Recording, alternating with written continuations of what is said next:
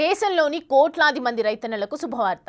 వ్యవసాయ రంగాన్ని బలోపేతం చేసేందుకు, రైతుల ఆదాయాన్ని పెంచేందుకు ప్రధాని మోడీ నేడు ఢిల్లీలోని పూసా క్యాంపస్ నుంచి 2 ముఖ్యమైన కార్యక్రమాలను ప్రారంభించనున్నారు.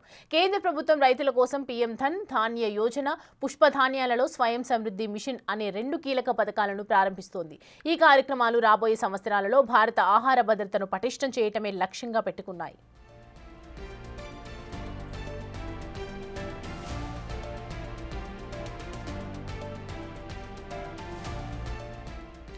42,000 కోట్లకు పైగా విలువైన ప్రాజెక్టులను మోడీ ప్రారంభించనున్నారు. రైతుల కోసం 88 లక్షల ఉచిత మినీ సీడ్ కిట్లు అందించనున్నారు. ఒక్కో ప్రాసెసింగ్ యూనిట్కు 25 లక్షల సబ్సిడీతో 1000 సీడ్ ప్రాసెసింగ్ యూనిట్స్ ప్రారంభించనున్నారు.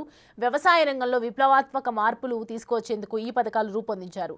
ఈ పథకం కింద ప్రతి పొలానికి నీటిపారుదల సౌకర్యాలను కల్పించడానికి ప్రాధాన్యత ఇస్తారు. రైతుల కోసం కేవలం ఒకే రకం కాకుండా లాభదాయకమైనటువంటి వివిధ రకాల పంటలను సాగు చేసేలా ప్రోత్సహిస్తారు. వ్యవసాయ రంగానికి అవసరమైన రుణాలను సులభంగా పొందేలా చూస్తారు. రైతులు తమ పంటలను నష్టపోకుండా ఉండేందుకు మెరుగైన నిల్వ సౌకర్యాలను అందుబాటులోకి తెస్తారు.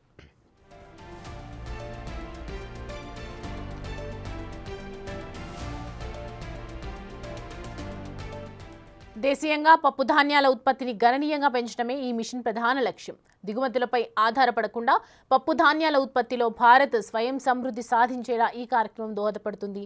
ఈ మిషన్ ద్వారా పప్పు ధాన్యాలు పండించే రైతులందరికీ నేరుగా ప్రత్యక్ష ప్రయోజనాలు అందుతాయి.